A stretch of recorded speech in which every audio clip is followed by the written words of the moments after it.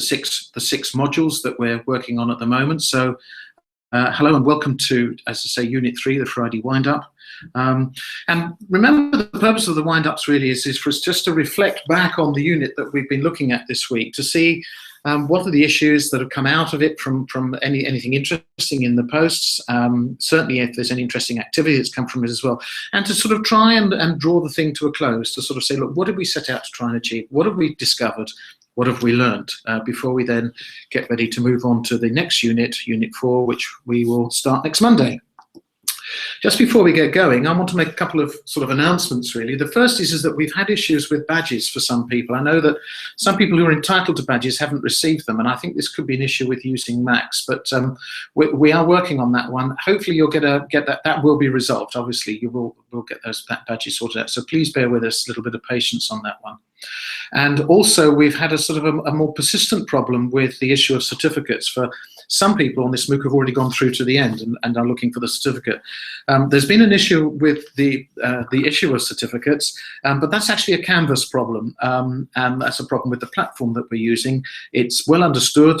They are working on it. I think they're very grateful to us for pointing out the issue. We're told that that's going to be resolved this weekend. So hopefully we will have that done this weekend, and on Monday, those of you that are looking for your certificates will have them. And for the rest of us, it won't affect you because, of course, by the time you get to the end of the MOOC, certificates will be freely available to those that have completed. Okay, so on we go. And this week we've really done sort of the last part, if you like, of the 3 units where we've been looking at the use of the web and our digital literacy in terms of its ability to instruct and teach and support us through the connections that we make, the ideas that we make with other people through the internet, through the web. And this week we moved on to ask people to make contributions, but to do so bearing in mind the importance of the fact that others are going to trust what you're putting up there, and therefore it is incumbent on anyone who makes a contribution to a posting to think about its validity and think about its reliability. It would be very easy for any of us just to post something on the internet and say, well, I don't think it's a very good idea that we should all have Christmas because I don't believe in Christianity, therefore I'm just going to go to work instead, and that's the end of my argument. You know, that kind of contribution really isn't going to support anything, isn't going to help, because there's no thinking, there's no argument, there's no logic, there's no rationale to what's going on there, there's no use of evidence and so forth. So really what we wanted this week was for people to make contributions to 3 subjects that we put up here, but we asked that you specifically draw on some kind of evidence. And that's exactly what you've done.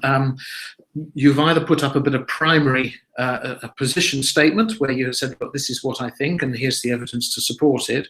And then we've had a number of other people that have then come along, and they've done that thing we were looking at in Unit 2, and they've added to that, they've added to the thread, if you like.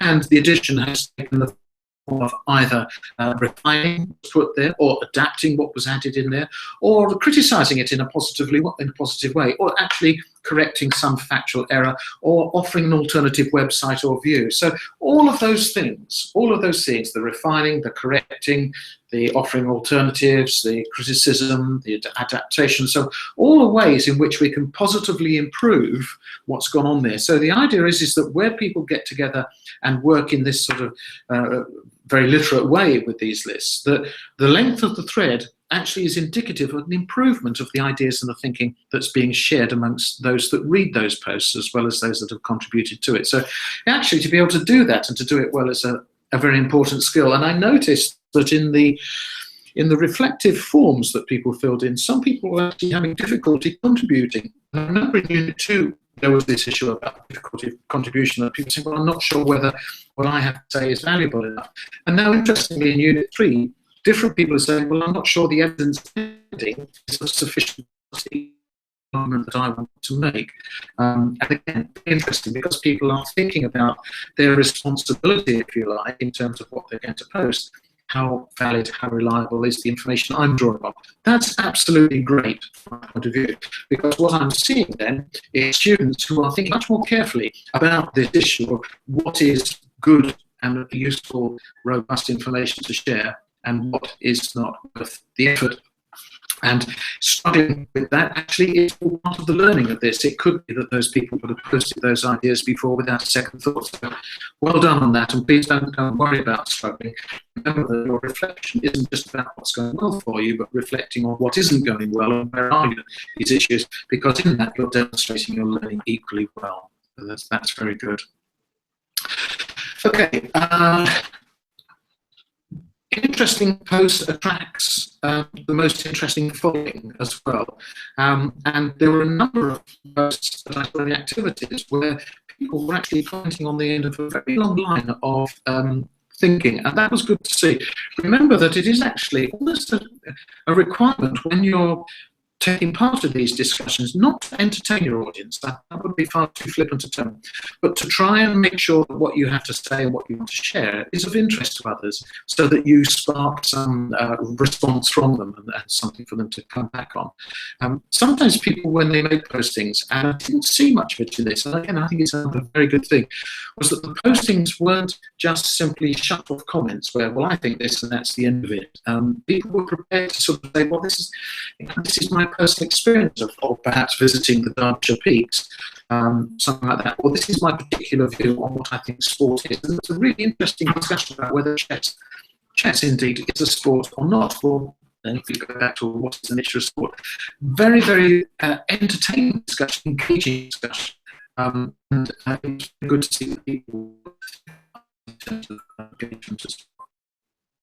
Another thing that's very important about the threats, and I'll move off the activity shortly, was that there was a great deal of what one might call doubted learning going on here. We discussed it very briefly in the previous two units, but it's going on here again. This is where students are sharing ideas amongst themselves, and because you don't know these people and you don't have an opportunity to make very clear reference to who they are, and it's not coming necessarily from an authoritative source personally, students are able to take the ideas that they're reading, take the references that they're seeing, and test themselves. So this test, if you like, of reliability and validity isn't simply only in the hands of the person who makes the original post, but it's also in the hands of the person who reads that post. And they share responsibility as much as the writer for saying, how much of this can I take as read? How much can I believe that this may actually be valid, may be reliable, and so on. And they apply that same test as well. Hence this sense of doubted learning. They come to learning from a position of certainty, and they apply these tests. That is like, got you to critical thinking. We are critical and skeptical about what we see, and we test it and check it to make sure that it is of value to us. And in the process, we are testing and learning about the information that's being shared with us as well. So great examples again here of doubted learning, but done to a new level, which is where now you've had to make much more sophisticated attempts at listing your understanding and what you think is important and worthwhile sharing. Just rehearse that point one more time for you about this responsibility thing. Responsibility, of course, is in the hands of the poster, but it is also the responsibility is in the hands of the receiver and the reader. Both need to make independent assessments about the validity and the reliability of what is shared. Great sort of scheme there. The three threads that we asked you, the three themes we asked you to look at were different. You notice, I mean, the one about wind power, it's very much a science-based thread.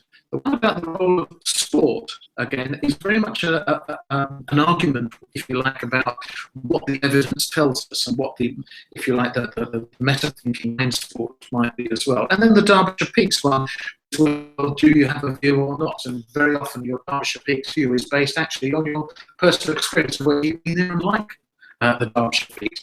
And yet it makes no difference what goes on. Certainly in terms of wind farm, the kind of evidence you would expect to see and that we were getting was much more science and data-based information. So it was very factual, very much around research and data, whereas the Derbyshire Peaks was about personal view and the quality of the personal argument. And the issue around sport was about personal views, but that's actually on like other people's personal. It really doesn't really matter very much at all, because what we all want to do then is argue about the evidence that's produced as well.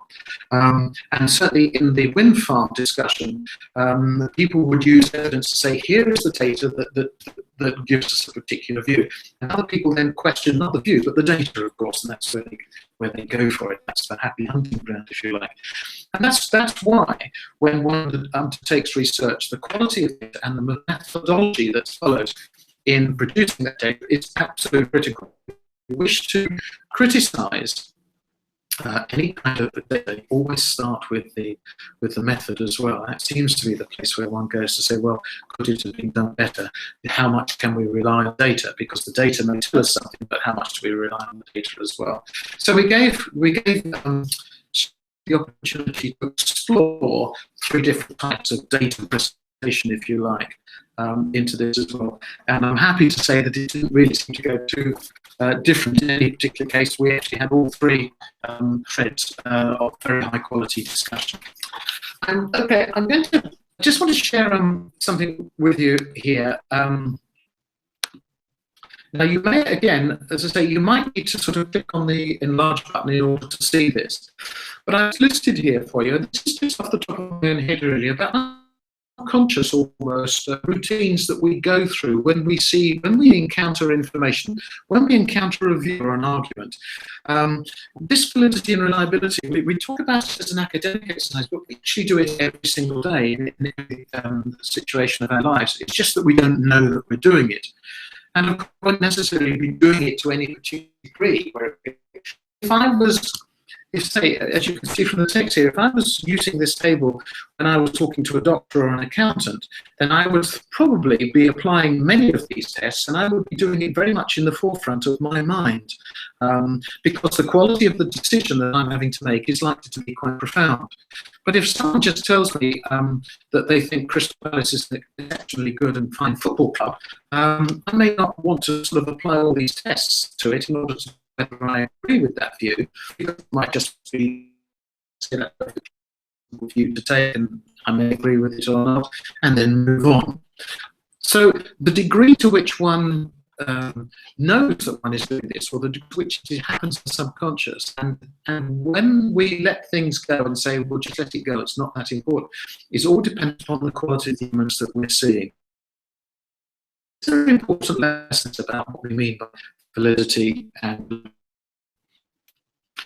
so it seems to be that when it comes down to people sharing ideas with us or telling us things, there is, as you probably realized from this exercise, there's no hard and fast way in which we can say something is definitely the case, and this is absolutely the absolute truth of something. We just never really know. Many people don't believe there isn't really truth. There are merely properties of something being actually accurate. And of course, as Indiana said at the end of Indiana Jones' Temple of Doom, when he was asked, having escaped his latest whether he'd learned anything new, he said, no, I've just got better illumination. And I think that's quite an important point to take away from all of this, that whilst we can have very interesting discussions and ideas, we're not necessarily trying to come away with factual accuracy, because to do so is probably quite dangerous, actually, because whatever ideas we may have, tomorrow someone may be able to improve on them. What we come away with, as we said before, is better questions. But in this unit, I would also say what we come issues better. We understand the problem better. We can formulate a better view of how something might be or how something is, but it doesn't necessarily mean that what we know is factually correct. And in fact, the world is probably littered with people who believe something from an ideological point of view, who perhaps have a moment of doubt or questioning what they were saying could have saved a lot of people a lot of trouble, you could argue. So there we are then. That's how we use the web. We ultimately come down to the fact that we rely on trust. And for however much we test the arguments that doctors and accountants may put to us about our health, and have all those points at the forefront of our minds, and however much we may flippantly disregard a number of things, at the end of the day, we trust what we hear to some degree or other, and then we act on that trust as well and hope that things are right. It sounds a bit disappointing, really, to say that for all this effort, it still comes down to elements of trust and hope, but it does.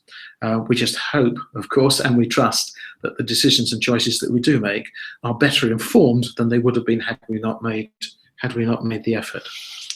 I want to share with you now the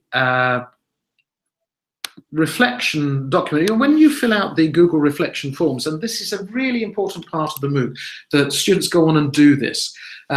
What you're actually doing here is you're reflecting back on what you've done, and of course, very importantly, you are self-assessing your own learning. And we're asking you to do this because if you've conscientiously gone through the activities, and from what I read, that's what's going on here, and then you've reflected on what you've done, perhaps after you've even listened to the Friday Windup as well, you should be able to say what is different, what has impacted out of the week's learning, and that you should be able to hang that impact on one or more of those learning outcomes, to put them on there. Certainly by the quality of the reflection that we're seeing, you should be able to do that with some ease. And just looking at this sheet here, at the bottom of every Google reflection form, when you filled in the reflection, there's a button at the bottom that allows you to see all entries. And we do make it quite clear that these are not private forms. So I would encourage you to have a flick through this one. And here you are, you can see I'm in here now. And you can see me scrolling through the entries that other people have put in here. I believe once this is your and other learners' reflection on what they've learned, there is a huge amount of learning and insight, and if I can use that word again, illumination, that can come from looking how other people are responding to what's gone on in their activity in this MOOC.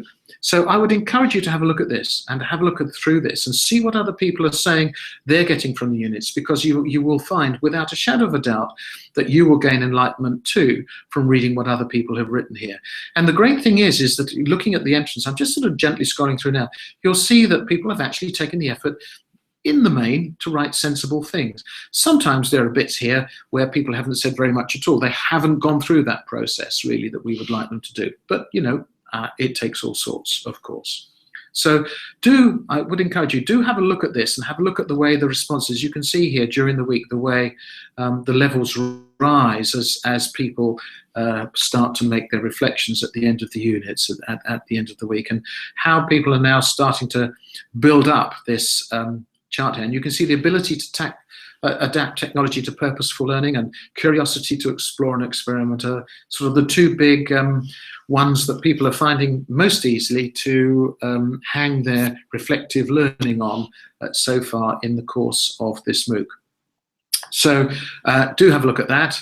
I will just now take that down again. Hopefully, having sort of made that point, let's just close that and stop that, and we come back hopefully to me. Okay. So let's just quickly review some of the stuff that's gone on there. Number of people reflected on how much pleasure they got out of using the reflect forms. And there's absolutely nothing wrong with that. Indeed, when we move on to, I think it's Unit 5, we're going to be talking about getting pleasure from using the internet. It should be a pleasurable experience. Not only is this a valuable experience, but it shouldn't actually hurt to actually do this stuff. And people are reporting about the pleasure that they get from this. Good on them, glad that they're enjoying it.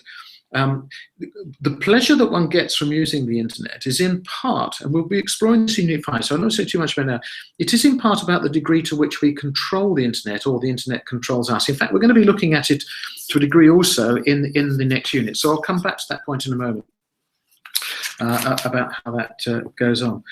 Some people reflected also in there about not only what they're learning for themselves, but how they now feel that they can actually have a discussion with their children about issues around using the web. And there are some people who feel that they're genuinely skilling themselves, if you like, to understand how to have a conversation with their children about the use of the web as well. And I thought that's a very interesting point of view. And I sort of share that with you as well, that you might like to think about how what you're learning for yourself and your own digital literacy should actually help you in your conversations with your children. One very good, interesting comment said that they found it really easy to contribute because they always found a new train of thought that they could add. Nothing wrong with that at all. Of course, you can add trains of thought into things rather than try and work how you might contribute to what's already there. The important thing is that you've got the evidence behind it. And the person concerned happened to write on the Derbyshire Peaks, and they happen to live in the Derbyshire Peaks. So no wonder they found it relatively easy and got stuck straight in. But of course, for the rest of us, if you're writing about something, you can read all the websites you like in the world, but to have somebody who says, well, I actually live here and this is what it's like, that's actually quite valuable learning in itself. And of course, once again, it goes to this idea of validity, if you like.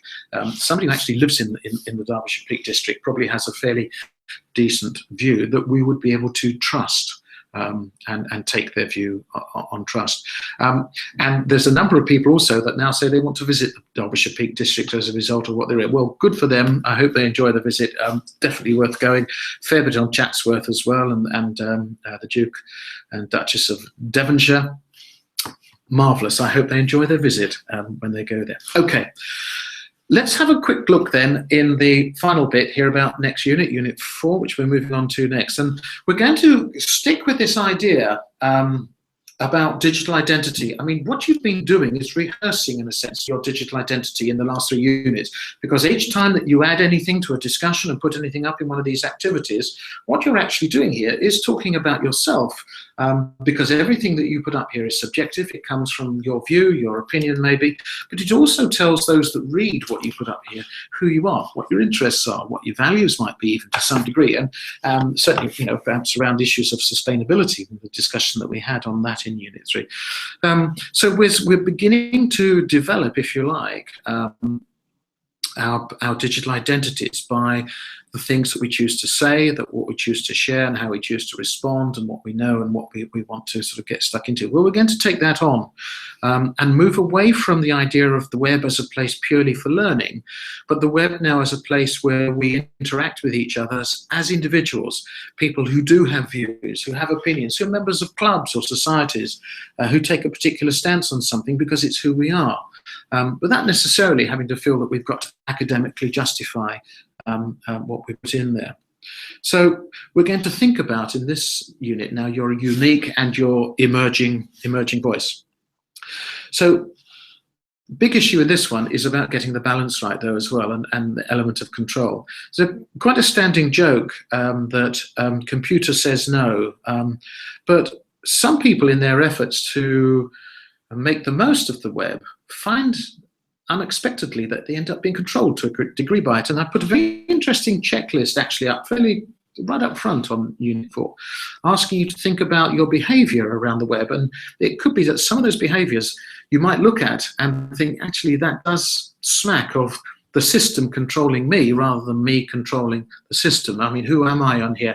Is this really me that people are seeing, or am I simply being compliant because I'm being driven by the software that I choose to use, or the algorithms that sit behind the software, perhaps of the larger firms that we choose to use? I mean, if you do online banking, I'm very much, and you would be very much constrained by the need to be compliant with the bank software. Well, that's fine, well and good if it works for us, but to what degree does that software get in the way of us doing the things that we might like to do if we were standing in the bank with a bank manager, that kind of thing. So I want to have a look at that with you and where all that goes. And we're going to start to open up into this second part of the MOOC now. What we started out with at the beginning of this, where we talked about the movement of people from being tech savvy to digital literate. We've been practicing being digitally literate, but I want us to explore our tech savviness first and to see if we can discover for ourselves that there might be a gap between our ability to use technology and our control and fun and efficiency, if you like, in terms of the way we interact with it and what we therefore get out of it and whether it ends up controlling us. That's what we're going to be going on and looking at in this unit before we go on to obviously other sort of more general things and then finish off with digital reputation. Very interesting how people respond to this, and I'm going to be following the reflective forms with great interest to see how people respond to this and whether there's any moments of light bulbs going on about people's relationship with the web and how they deal with it, or whether they feel they got it pretty much under control. There'll be a range, of course, but it'll be very interesting. Those people that feel they do have it under control, interesting to see what they're doing in order to affect that. And those that perhaps feel that they're more controlled by it, be interesting to see how they feel that they're now going to change their behavior, or how going to start to manage the system so that they're much more in control of it. Okay, so is it possible to live the virtual life then, and in the process to forget to live the real one? This is the question that we're going to be having a look at in Unit 4, and I look forward to exploring it with you. Onwards and upwards, I will see you next Friday in the wind-up. That's it for now. Good luck with the forthcoming week. Bye for now.